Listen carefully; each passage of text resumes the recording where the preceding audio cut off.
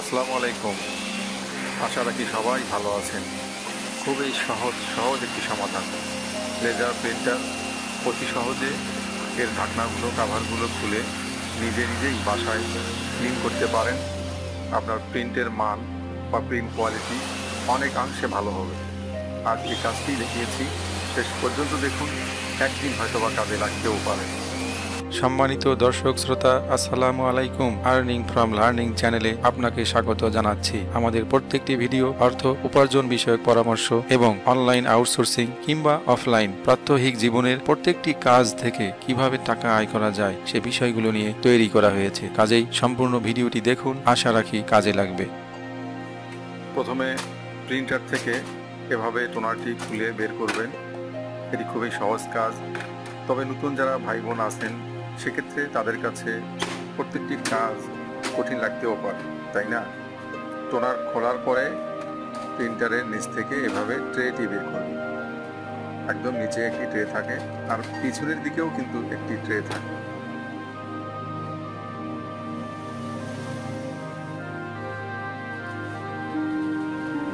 এগুলো মূলত স্ক্রু দিয়ে লাগানো থাকে না। এই যে দেখুন, অতি সহজে এগুলো বের করা যায়, খুবই সহজভাবে টান দিলে বের হয়। আর এই যে অংশটা, অনেক সময় পেপার যদি জ্যাম হয়ে যায় তাহলে কিন্তু এই অংশটা খুলে আমরা পেপারটি বের করি। তো এটিও ছোট্ট একটি ক্লিপে আটকানো থাকে, কোনো ধরনের স্ক্রু লাগানো থাকে না, সহজভাবে এটি খুলতে পারবেন। এবার আসা যাক মূল একটি পার্ট, যেখানে দুইটি স্ক্রু লাগানো থাকে। এই যে একটি এবং এখানে এই দুইটি স্ক্রু আপনি প্রথমে খুলে নেবেন। আমি ভিডিওটি তাড়াতাড়ি করার জন্য শর্টকাটভাবে দেখিয়ে দিচ্ছি। এভাবে স্ক্রুটি খুলে নিলাম, এরপর সেকেন্ড স্ক্রুটি খুলে নিলাম। আমরা অনেকেই একটি ভুল করে থাকি, এভাবে দুইটি স্ক্রু খোলার পর মনে হয় যে এই যে অংশটি অর্থাৎ এই যে কাভারটি মনে হয় খুলে যাবে, কিন্তু না। একটু লক্ষ্য করে দেখুন, এই কাভারটি খুলতে গেলে পিছনের দিকে দুইটি স্ক্রু থাকে, এভাবে টেনে দেখবেন কখনোই খুলবে না। আপনি একটু লক্ষ্য করে দেখবেন পিছনে দুইটি স্ক্রু লাগানো আছে। আমি একটু পরেই দেখিয়ে দিচ্ছি। এই যে দেখুন, পিছনের দিকে একদম কর্নারে বাম পাশে কালো একটি স্ক্রু দেখা যাচ্ছে এবং ডান দিকে আরেকটি স্ক্রু আছে। এই যে দেখুন, ডান দিকে আরেকটি স্ক্রু আছে। তো এই দুইটি স্ক্রু খোলার পরেই আপনি কাভারটি খুলবেন, নয়তোবা কাভারের ক্লিপগুলো কিন্তু ভেঙে যাবে। এরপর স্বাভাবিকভাবেই এই কাভারটি খোলা সম্ভব, খুবই আলগা অবস্থায় থাকে। এই যে দেখুন, তো এটি কেন খুলেছিলাম সেটি একটু বলে নেই এই সুযোগে। এর মধ্যে অনেক পোকামাকড় বাসা বাঁধে, ময়লা জমে থাকে, বিশেষ করে টিকটিকি এখানে এসে থাকে।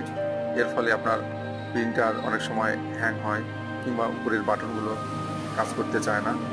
এ কারণে এই প্রিন্টারগুলো খুলে মাঝে মাঝে ক্লিন করবেন, কাজের মান অবশ্যই ভালো হবে।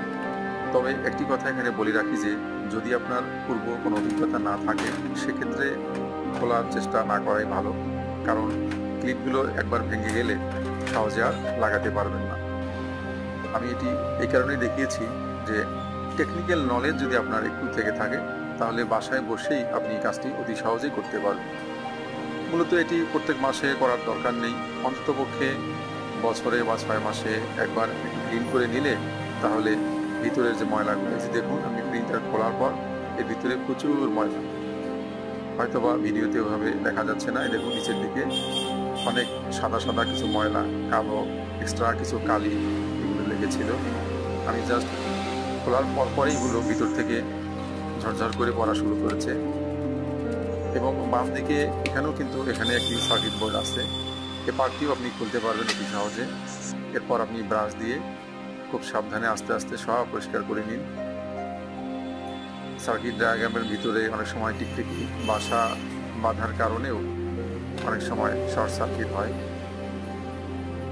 অন্ততপক্ষে 6 মাসে একবার হলেও ক্লিন করলে প্রিন্টারটি অবশ্যই ভালো থাকবে।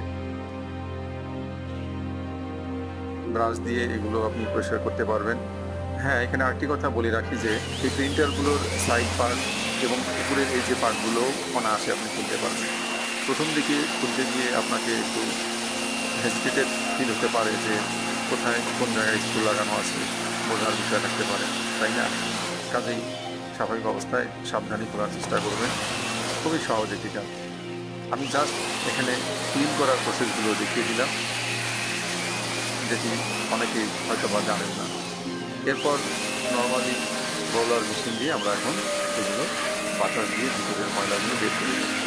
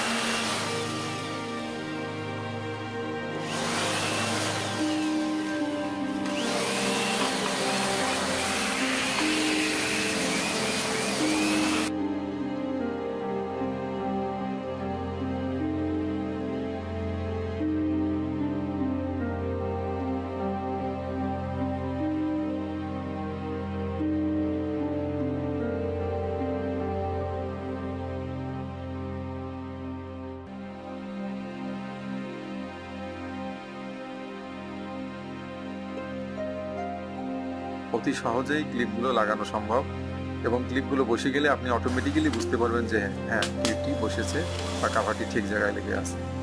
এরপরে আপনি স্ক্রুগুলো লাগাবেন। মোট স্ক্রু কিন্তু এখানে 4টি, সামনের দিকে 2টি, পিছনের দিকে 2টি।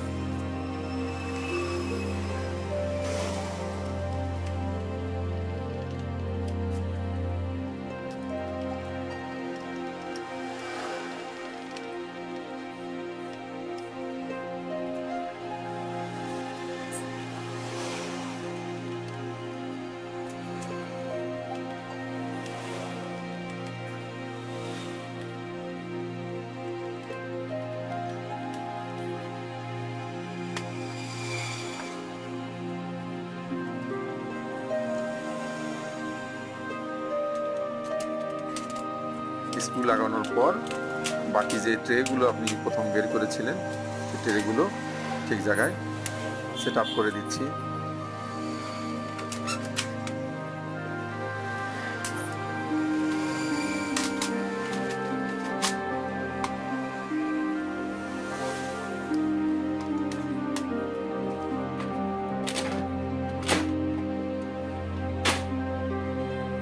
এখানে আরেকটি ছোট্ট একটি টিপস দিয়ে রাখি, অনেক সময় কাগজ যদি একটু সামনের দিকে ওঠানো থাকে তাহলে উপরে লাল ইন্ডিকেটর জ্বলে। এই যে এই জায়গায় দেখুন, এখানে কাগজটি আমি একটু সামনের দিকে নিলাম, দেখুন প্রিন্টার লাল সিগন্যাল দিচ্ছে। নতুন যারা ভাই আছেন বা বোন আছেন তারা হয়তো বিষয়টি বুঝতে পারবেন না। তো এভাবেই অতি সহজে ঘরে বসে আপনি এই প্রিন্টারগুলো ক্লিন করতে পারেন। ধন্যবাদ। যেখানে থাকবেন সুস্থ থাকবেন, ভালো থাকবেন, নিরাপদে থাকবেন। Thanks for watching. Please subscribe, like and share.